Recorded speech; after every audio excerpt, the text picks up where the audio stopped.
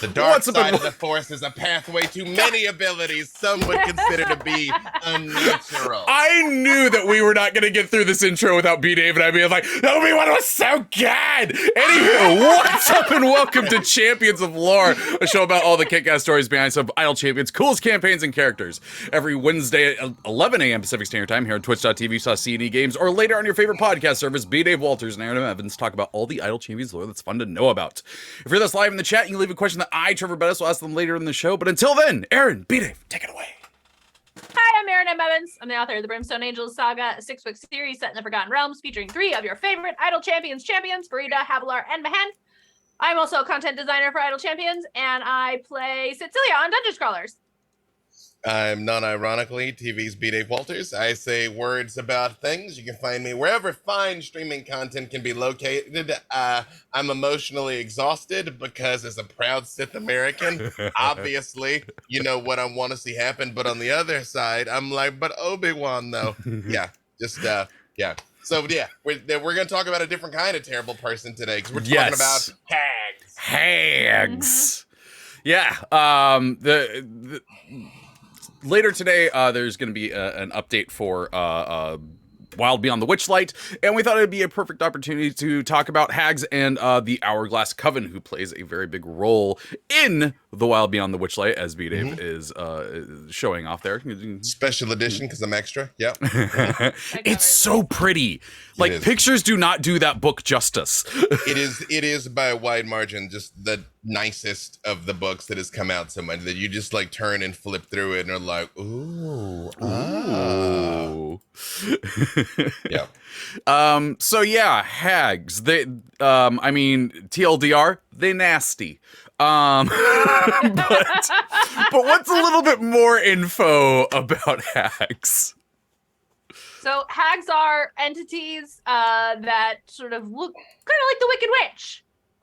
They come from the lower planes. There's various types of hags. I think that as a type, they're usually fiends, but then there's also versions where they have some giant going on. And yeah, if you want like a scary witch in the woods, it's a hag. That's the D&D version. Scary witch in the woods. Although there's lots of varieties. So if you need a scary witch in the sea or a scary witch in the swamp. Yep, in a cave, yep. In what's it, Gehenna? Yep. Yep. There was what is it? Or there's also the hex blood now that you can be descended from a hag. That's right. Yep, you got a hag ancestor. This again, creepy old witch in the cave. That's true. I think they made them just monstrous enough that you can do it without being problematic. But you know, you got to be careful. We are blessed with multiple hags in several of the stories I've done. In Legends of the Multiverse, we have regular Bonnie, who Brennan created during his run, and I continue to have show up quite frequently. Again, I mean, she's very normal. I don't know why you would think anything's unusual about regular Bonnie. It's literally in her name. And in the Black Dice Society, we did a whole turn into the Wild Beyond the Witchlight. So all 3 of the Witchlight only Bavlorna Blightstraw. We'll deal more with who they are momentarily, but only she figured into it very prominently, but they were all in there too. So, and also there's been a hag from the very beginning that has been helping Nahara out and led her down the path of being a College of Spirits bard. So for all your non-specific babushka, Baba Yaga, dancing hut, weird glowing stuff in a cauldron needs, gingerbread house, you need a hag. Yep. See, I'm glad you mentioned Babushka, though, because now we have an excuse to talk about Kate Bush. Also, Cypher is in the chat and said, not the Witchlight again. Hey, spoiler alert. I will bring her back. Do not test me. You know what I mean? Yeah. So, where do hags come from? Depends on the hag. Depends on the edition. Yep. They are often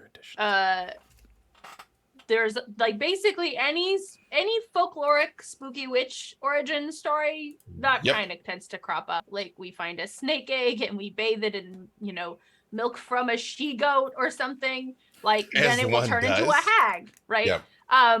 There's also just hags make hags. Straightforward. There's hags are like larva is soul larva can turn into hags. The one I actually kind of like, but again, there's slight variations that make this too icky or just the right amount icky. So my friend Susan J. Morris, who is a former editor for Forgotten Realms, she ran a Halloween game for us once where we were at a party thrown by this fancy baron whose teenage daughter turned out to be turning into a hag. Because her mother was a hag and her father was a Rakshasa. Your mother was a hag and your father was a Rakshasa. It's a great diss, by the way.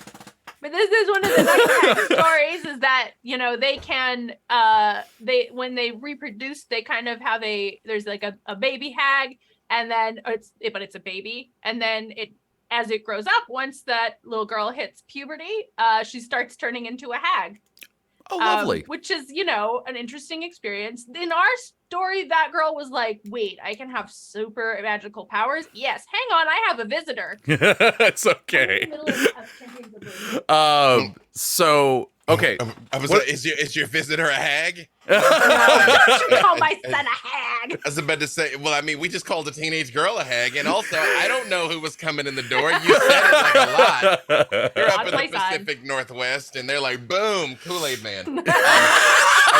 I will say, hags are fey creatures currently in the current iteration, but unlike Eladrin in things that are like the feyest of fey and like the personification of it, the hags are like a warped projection of civilization onto the Feywild.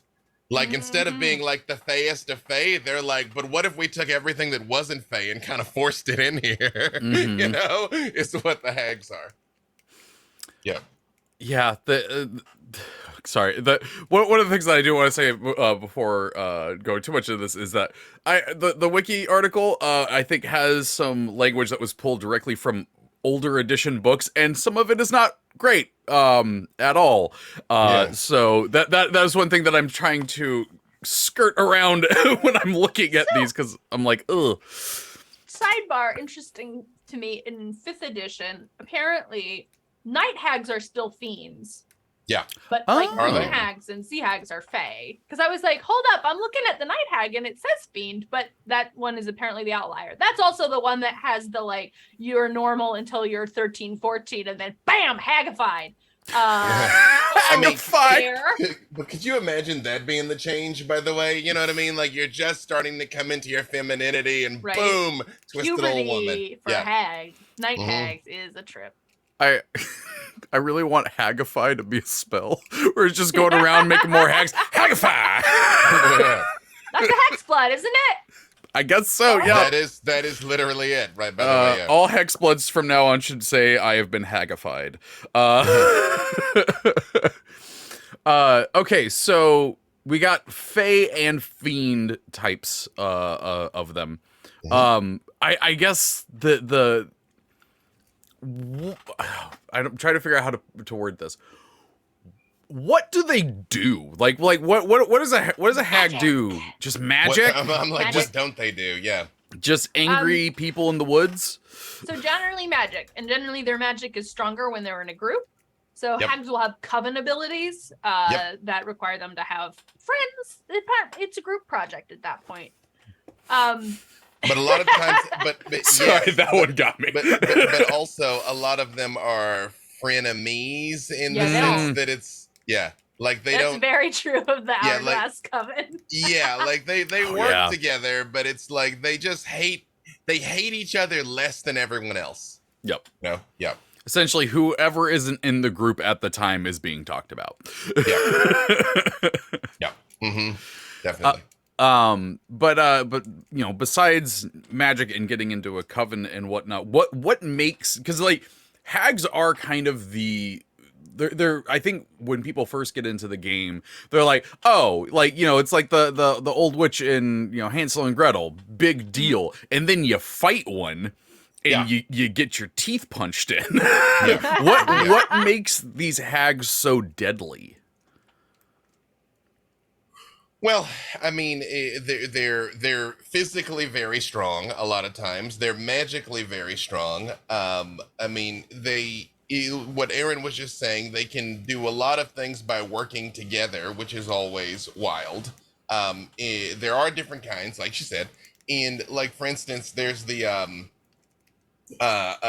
green hag is the most common. Like when you just think hag, that's the one you're probably thinking about. Beginning of Macbeth, that's a green hag. So they can cast a lot of spells, but like physically they can change their appearance, and that's how they kind of lure you in.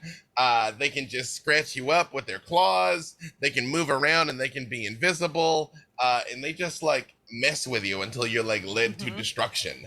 You know? Yeah. Those are not they're not like direct attack. They're sort of like kind of come at you from the shadows. From the pool of water you thought was fine. They're Velasa hags, you know? Yeah. Velasa hags. Then the night hags, like you said, are fiends. In generally more powerful spellcasters, so they got the same spells that you got. And when they work together, it makes their magic stronger. They still got claws, they're still shape changers. They can actually turn ethereal and come in places. But the nightmare hags can attack you in your sleep, and like literally come into your nightmares. The aptly named nightmare hag, which is also bad. And they can catch your soul in a bag, by the way, and it's called the aptly named soul bag. Which never would have guessed. Which is also a problem. Yep. Yeah. Oh, good. Sorry. There's more. There's so many types. Yeah. Yeah. You've got sea hags, which is kind of, you know, the OG original, like Little Mermaid. Yep. Kind of horrible mermaid kind of look. There's an anise hag, which is like, that's the one that has more of the giant vibe. They like to eat children. Oh, I mean, great. again, whomst Oh my god! Sorry, like the 5e art for it. It's I just clicked on that link. Oh my god! Because I feel like previously this was a hag that was blue, and but now it definitely definitely looks like something inhuman. Like it's got there's a skulls lot on it. She's got weird skulls on her back. They're very strong. That one will just straight up smash you. I never know how to say this. The Buer hag, which is like a winter hag. Yeah. Which they are ones. They're very, very powerful magically. They're also, if I remember right, they're ones that you can sort of like deal with and talk to. Not all of them are keen for this, but a lot of hags are. If you want someone to give you like sort of a sneaky fae deal, that's a great source. Like you were talking about Nahara, like Granny is where she gets this set of information. Yep. Question mark on the fallout, right? I don't know what you're talking about.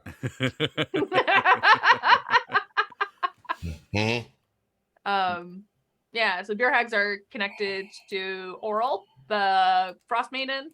These are in Rashomon, so I'm like, oh yeah, I have had a little like mini encounter with Buer hags if they decide suddenly to just go herring off into the wilderness. As one does. No. Oh, you want to do something I didn't plan for? Coven of Buer hags. Yeah. I mean, that's hags. That's a great name for an adventure. Just a coven of Buer hags, you know. Coven of Buer hags is my new band name. That is true. And then there's bog hags, which I feel like is where they reside. I'm assuming. There does seem to be a theme here. You know what I mean? Of the Oh god, yeah, bog hags were very much like they look like like a regular human, perhaps a very beautiful human, but actually The article for it has the 4th edition art that was always so unsettling for me, where she's literally pulling off like the human looking skin from her. Like it's like very gross. somehow a more horrific version of the witches. yeah. And I think my favorite name for one of them is the Hag of the Fetid Gaze.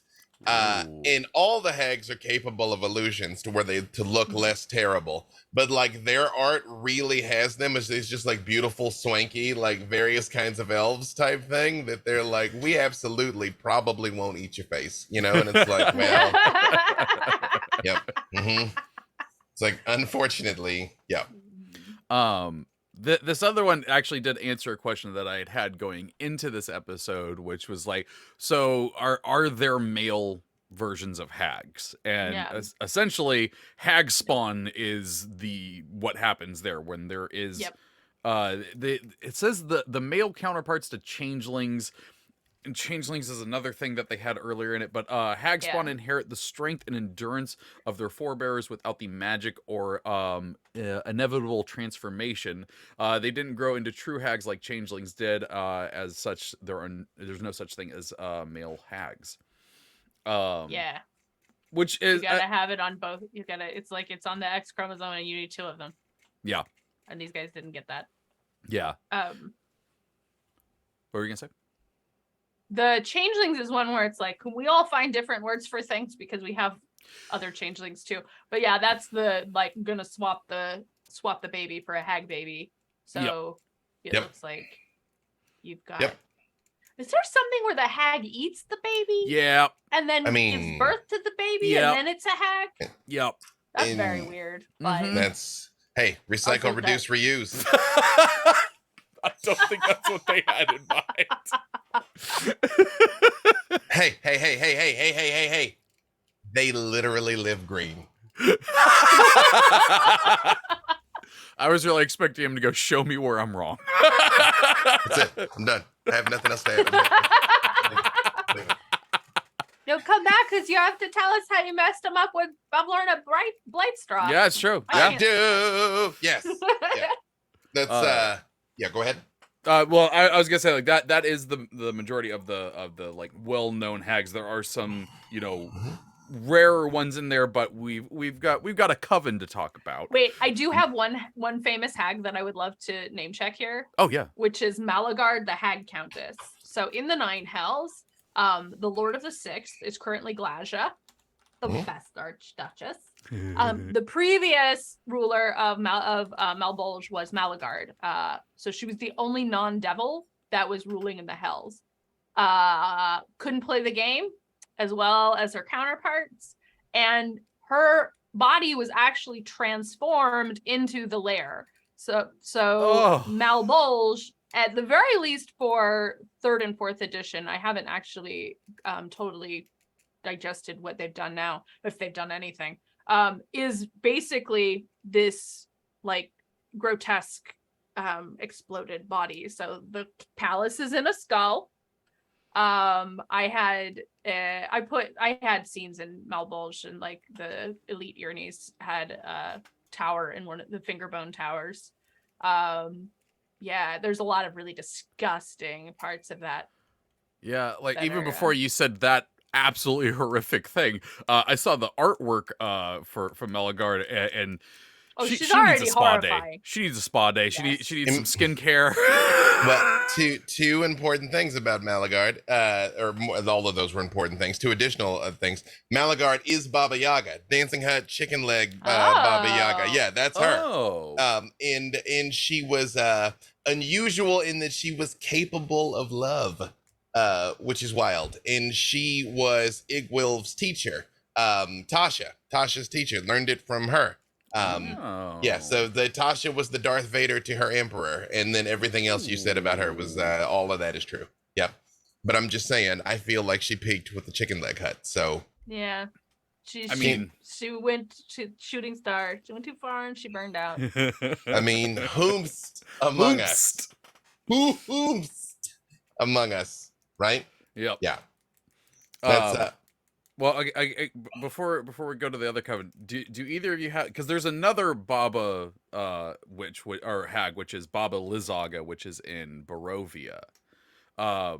Do I don't remember reading like why she had that name that was so close to Baba Yaga, or if it was just her just being like, I'm the new cool. I think it just goes back to Russian folklore, because doesn't Baba actually just mean like old woman or something? It's like it's not. So. I don't know. I'm not a Russian folklorist. I have a very interesting book on Baba Yaga that I have not had time to read yet. But this. Then how do you know it's very interesting? Well, because I read the summary and I'm very into it. It may be a very interesting topic that's not written in an interesting way. I will leave that on the table. But yeah, I don't remember the full title. But yeah, Baba does mean mother. I have to get through the reading. Hey, boom. Yep. You know? Yeah. I think Yaga is not actually, they don't know the things. provenance of it exactly, but the Baba, I mean. Yeah. It's looking like it's coming from Polish, but most of these things I said is Russian. It looks like it's Polish. But it's Slavic. But I betcha there was an old woman named Yaga somewhere along the way that you just didn't mess with. You know what I mean? It's like, don't go in the woods and start that smoke. Or what's going to happen is going to happen, you know? And Baba Yaga, the original mess around and find out. Literally.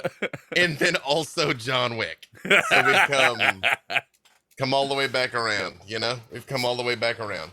So, which means now canonically, John Wick is in the Hells. There you go. John Wick is in Mount Bulge. I did that for you. That's 2 I gave you today. 2. So who are the Hourglass Coven? So in this fine thing, again, Wild Beyond the Witchlight, highly recommended. This is a very minor spoiler because you find this out very early. Zybilna, who was the archfey of the realm of Prismere, has been captured, and her domain has been split up between the 3 members of the Hourglass Coven, and you got to get in there and you got to rescue Zybilna. You learn a lot along the way, which is all I'm going to say about that, especially if you read Van Richten's Guide to Ravenloft Zybilna. She's a lot different than the Help Me Obi-Wan Kenobi, You're My Only Hope Zybilna that you meet in Wild Beyond the Witchlight, but that's neither here nor there. So there's 3 members of the Witchlight Coven, which I can say, Hourglass Coven. Witchlight, or the Witch and Light, run the circus. We talked about that with the Witchlight Carnival when we talked about this before. So there's Bavlorna Blightstraw, who is like just a sweet like froggy baby, right? Froggy baby. She's just a sweet froggy baby. Oh God, I just remembered the voice you did for her. You remember Bavlorna Blightstraw? That was one of the most difficult episodes to edit for me. You are so welcome, Bavlorna. Yeah. I love Bavlorna a lot. Yeah. She's got very like the witch in the swamp kind of vibes. Yes. Oh yeah, legit. Like she's literally like riding around on a toadstool with like little bitty teeny tiny versions of herself. And then I made a point that I blinked my eyes at different times and all that stuff with her. Oh. Oh yeah. I'm glad. And I hope Cypher's still in chat. And I hope any of you that remember that episode all suffer freshly from it. It warms my cold heart. One thing that was really interesting about this coven in particular is they all have like very specific, very arbitrary, well I say arbitrary, but very folkloric weaknesses. Things that they're particularly susceptible to. Like Bavlorna, I mean, spoiler alert, don't use this against your DM. Yeah, I know. She's allergic to people running in counterclockwise circles, known as widdershins. If you go in circles, she sneezes uncontrollably because that's a thing in folklore. That they were just like, let's bring that in here. Yeah, let's bring that in here. Also, she's capable of swallowing people whole. That's also shout out to the OGs. Herb the Awakened Fern is also in that episode. Herb. God. Hello, friends. How you doing? I've been alive roughly 45 seconds, but glad to be here. Yeah. That's the Black Dice Society. You pretty much have it there, The thing about again the Hourglass Coven, like I was saying before, they just hate each other less than everything else because the three of them still hate each other. They just realized that they needed each other's power to be able to beat Zybilna and to be able to take over this domain. And that's why they break it into three pieces, hither, thither, and yon. It's why they weren't capable of just ruling the one place together because they don't get along. And then there's Indolin Moongrave, who was wild because that is like literally there's like a theater in her chest. You know, like a play that is going on there. I didn't give you all of their street names, by the way. They do. Blackjawed Lorna. Lorna had a toad-like face with a mouth that magically widens and elongates. I love it. But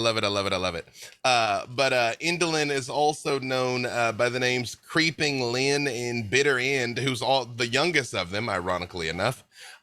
People would come to learn spells from her, and she would teach them through her grotesque theatrical pageants, but as payment, she snatches away a portion of each client's free will, preventing them from taking sort of certain courses of actions in their lives, which is another one of those things that came up a lot in folklore and fairy tales and things like, I'm gonna do this thing, but you got to give me the memories of your childhood, or you got to give me knowing the smell of bread or something, She's also got like a lot of that sort of fate kind of tie-in, yes.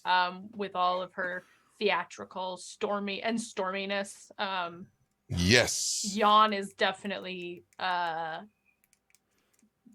having the best weather.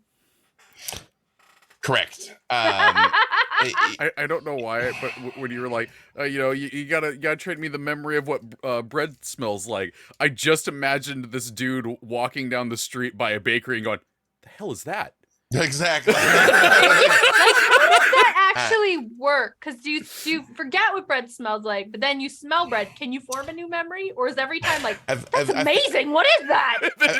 I feel like the implication is you're shut out of the bread business from then on. You know what I mean? It is because it's all Twilight Zone monkey paw. Like I feel like you must be able to smell enough to know you're missing out on something.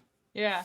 You know what I mean? Yeah. Because if it suddenly just smelled like wet dog, then maybe they've done you a favor to be like, you're just not gonna get those carbs, and maybe no carbs. That's good. Yep. A shout out to the League of Malevolence there with Kellic, by the way, for the OGs. I cannot believe they brought it back. Oh yeah, but that's Skabatha Nightshade. Also, Granny Nightshade pays special attention to that rocking horse she's on because of reasons that I won't spoil for the adventure. The content that's coming out today is the 5th iteration of Witchlight, which is going up against Skabatha Nightshade. Mm-hmm. She poses as an old toy maker, and one of her things that she deals with most is lost love, trying to get things back. But as spoiler alert, she kind of twists up the deal, So she's also the one that kidnaps kids the most. Like she's got a little sweatshop where like the rules of Prismeer are that children can't be harmed. But there's a lot of things you can do that aren't like harming exactly. So and there's some candy, but not a lot. Like there is a little bit of like Witch in the Gingerbread House, but she lives in a log. So I mean, I get what they were after with the adventure, trying to scratch that itch, but it is true that it's kind of like you can't just go in like on the actual folklore. So it's like they're kidnapped children that have been put to work, but they got nice beds and stuff. It's fine. And they don't age. So I don't know if that makes it better or worse than when they get out of here, they're going to have 70 years of PTSD and still be 8 years old. Okay, well, speaking of childhood trauma, our green paradox in the chat said if the child catcher from Chitty Chitty Bang Bang, it was a hag. Oh Lord, no. That was terrifying. So these three make up I almost said myself, the Hourglass Coven. So I guess I'm trying to think of questions here that wouldn't lead to possible spoilers. Because those three are your main adversaries in the in the story. The story begins, again, this isn't a spoiler, you find this out very quickly. There's a couple different reasons you can end up going to the Witchlight Carnival. The Witchlight Carnival itself is really a lot of fun. It's like there's just some fun things that your characters can do there, and there's some really great nods to the old game, again, with characters like Kellic and the League of Malevolence and that stuff. There literally is a minecart ride that goes into the mouth of a dragon. It's like, oh, okay. A lot of really great NPCs. If you're lucky to play this campaign, talk to them, because a lot of them know a lot of things, and there's stuff sprinkled all throughout here that won't make sense, up to and including why this Thaco the Clown, especially because Thaco the Clown is dull and boring. I'm like, oh wow. Did you happen to see what I did with him in the webcomic? I did not. I was gonna say, Star, the little baby displacer beast. You find out what her deal is. Yeah, sorry. Go ahead. In the webcomic, Thaco sells tables.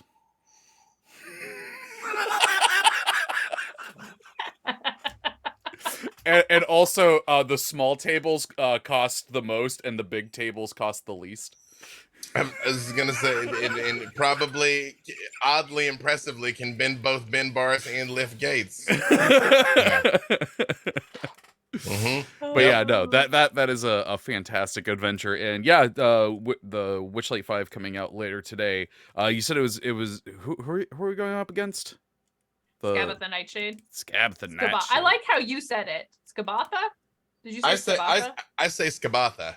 But that sounds cooler. Yeah, that was pretty cool. I mean, again, as we've been doing this for a while now, and we stumble across these words that we've read and never heard out loud, you know what I mean? So I just say Skabatha. You get to choose. But, yeah, right. Yeah.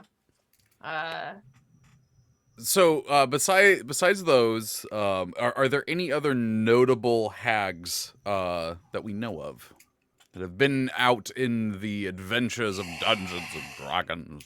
Dungeons and additionally dragons.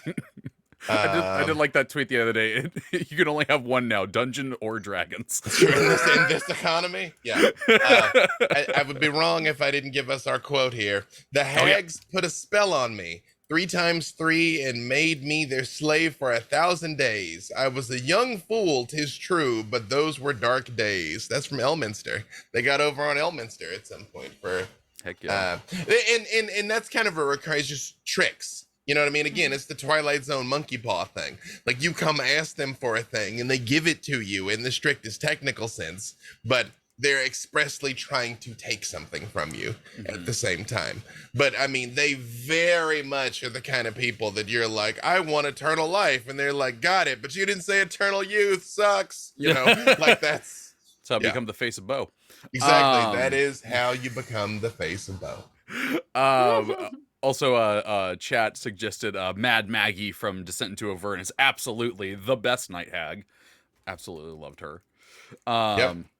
Yeah, well, there was, oh god, so there was Baba Lizaga in Curse of Strahd, but there was also her coven, which was, what were they called? They were in the Bone Grinder Mill. I can't remember. Oh, yeah. The ones that make the dream pies. No, it's Corpse Grinder. That was the. Yeah. I had. She's in Barovia. I had her show up in the village of Barovia. Yeah, I'll figure it out. Yeah, I can't remember what that one is. Oh yeah, someone else says that there was a coven in Tomb of Annihilation. I always Stone Sisters. I just yeah. They're all over the place. There is a hag in, we talked about Gratz last week, and there is a hag in Azagrat. Yeah. Hey, baby, what's up? You mentioned my name? Yeah, what's up? She lives in a swamp on the River of Salt, and she's basically there to kind of keep an eye on what's going on for the hag goddess, Segaloon, who actually is new to me. I have not heard of I didn't know there was a before. hag goddess. She lives in the Grey Wastes, where most night hags are from. She looks like you expect a hag goddess to look. It's Morgantha is the hag that shows up selling the dream pastries, and she's part of Old Bone Grinder's coven. Yeah. Okay. Yeah. Okay. That's it. Sorry, I was tumbling around in my head, and it finally came out. Sorry. Yeah. I'm glad you remembered. Okay. Well, we do have a few questions from chat. Let's hear 'em. But any other quick things about hags that you can think of? I mean, hopefully you're not about to hit puberty and become one.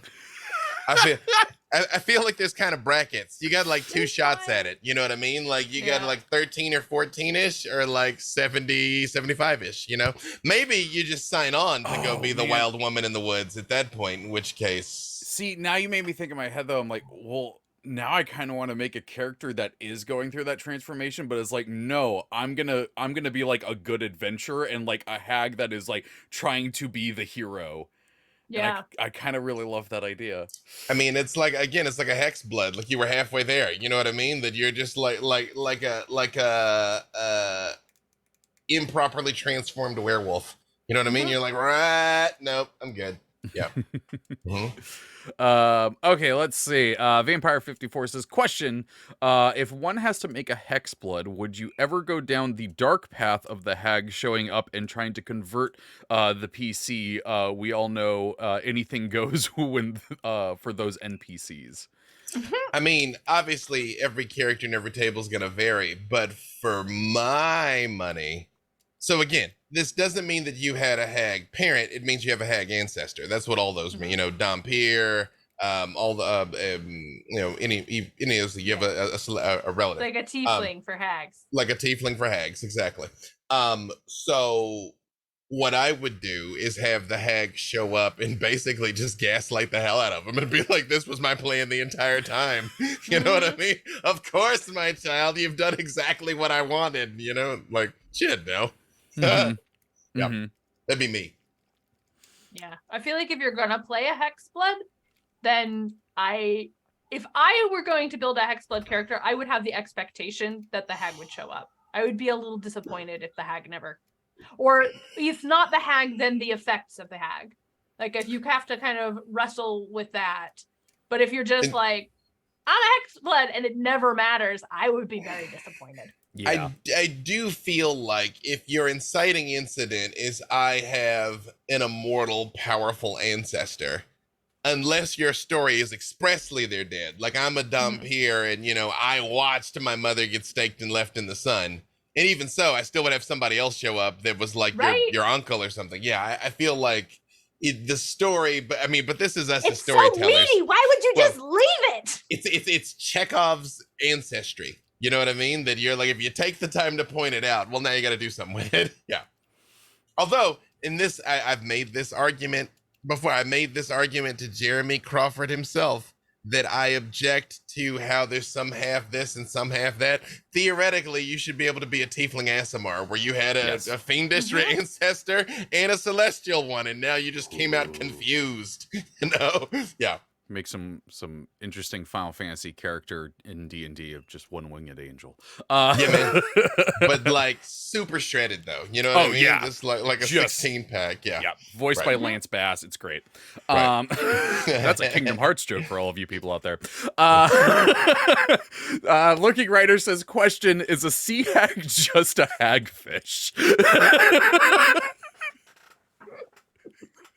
Oh.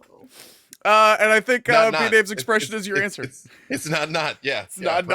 Mm-hmm. Rex Verde question, canonically, is there an opposite of a hag? Someone who uses magic for good to help people out and is part of a coven, the whole Wizard of Oz sort of thing.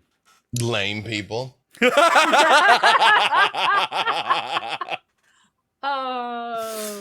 Oh, That's good. I'm thinking about Celestials. I mean, because you know the Celestials have their orders and all this stuff in the rank. Like we talked about that when we talked about the Celestials. So I'd say some rank of Celestials probably. But I think it's where so again, evil is selfishness, good is selflessness. So a lot of times the celestial beings are working in even higher calling or in the service of something even greater, where the hags are very much care about themselves or cooperating just enough to still advance themselves. Yeah. It's interesting that all the things I can think of, like the Celestials I can think of that would kind of push in and help, are basically independent operators reporting back to a god, but they don't tend to work together. So this example of people working together is cast as evil, and I'm like, interesting. So we should have more collective action from our good planar entities. I mean, that's why evil keeps getting to the 1 yard line of winning until like 4 to 6 heroes show up and are like, maybe don't. You're like, oh, right. Everybody good is like, I just have to do all of this myself. Exactly. I don't know how to cooperate or delegate. I do like the idea of essentially a good coven. Yeah. I think that is a really neat idea. I don't know what I would do with that, but I might do something with that. That's something. I'm like, something fun. I don't know. Isn't that the Harpers? I don't know. No. I mean, start like, looking for the balance. It's just that evil keeps working together. Well, essentially, this group of nasty monsters gets together and it's like they hold hands and they're like, "Death to children," and I want like a nice group of people that's like, "We're gonna protect children." I mean, isn't that every adventuring party? That's the thing.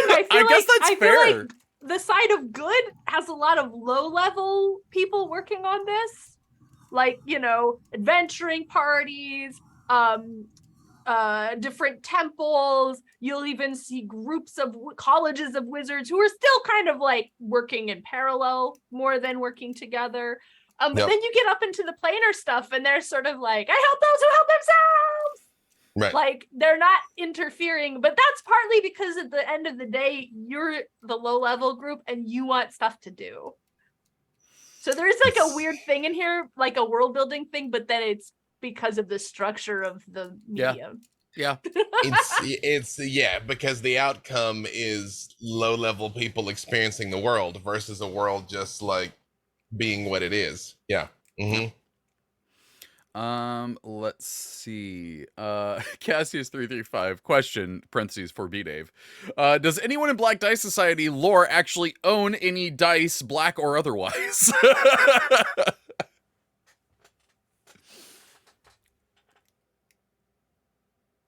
So many people that's doing the audio just check their phones. So that's true. It's I have a very expressive face. I would say so many people can get a set of dragon dice as their part of their starting equipment that statistically speaking, 2 of them got dice. Yeah, but it's never come up. Although, which is funny because we actually did have a game of dice in Invitation to Party, but we've not had a game of dice in Black Dice Society. Right. Mm-hmm. Cypher says, yes, I have black dice. Hey, there you go. Are not all my dice black? Although, but there you go. Here's an actual Iris D6. There you go. So I have black dice. Yes. Okay, I don't know how much we'll be able to go into this one, but also ask Lurking Rider says, question, could we delve a little more into the lore of D&D covens and what makes a coven? Why is it not just a group meeting? I mean, it kind of is. I mean, Hags, this could have been an email. They do feel that way, but like what Hags can do, for instance, is like they have shared magic. Like literally, they can, especially back when spell slots were more of a big deal. I mean, they're still kind of a big deal, but like being able to like you can do this one thing, they can share it amongst themselves. So if you're fighting multiple ones of them, that's why that's a particular menace. Rex Verity in the chat, this coven could have been ascending. Well done. Well done. I like that. That is definitely how the Hourglass Coven feels, that this coven could have been ascending. 1,000%. Yes. So essentially that's just for D&D wise, it is just for the sharing of magic. Yeah. Well, yeah, I mean, again, as we've come up many times, there were attempts to approximate things from real life into the game, and it's the implication of the spooky witch, is what it was trying to approximate. Again, it's the witches from Macbeth. It's literally the witches from Macbeth. Yeah. So you're like, why do they do that? It's like because you show up and they're doing that. That's why. Yeah. So they're like they're stirring. They're literally stirring the pot. That's why they call it that. That's where that comes from. Well, colloquialism. Stirring the pot. They're kids. Yeah. Okay, well then, that is our listener questions. Thank you, or listener. That's from last night. Our Twitch questions. Thank you for putting those in. But yeah, I think that is a good place to wrap up this week's episode. Friends, where can people find you? And what awesome things you working on? You can find me on Twitter at Erin M. Evans. You can listen to me with these guys on our podcast, Writing About Dragons and Shit. New episode where today. we talk about writing and other sundry things. You can join me on twitch.tv/Dungeon Scrawlers every Monday for concentration check at 1:30 p.m. Did I say Monday? Yeah, Monday, 1:30 p.m. Pacific. And on Wednesdays for Dungeon Scrawlers, an actual play show set in the Forgotten Realms with a bunch of fantasy writers. Tonight, I am DMing. I'm gonna see if they can plan a reverse heist in Azagrat. I don't have high hopes, guys. I mean, I have high hopes of, messing them up, but we'll see. We'll see what we can do. And next week, I think we might have a really fun special guest that I'm very excited about. Who could it be? Who could it be? Maybe bad love. Oh, God dang it! It's going to be. Haunts my dreams. I would die.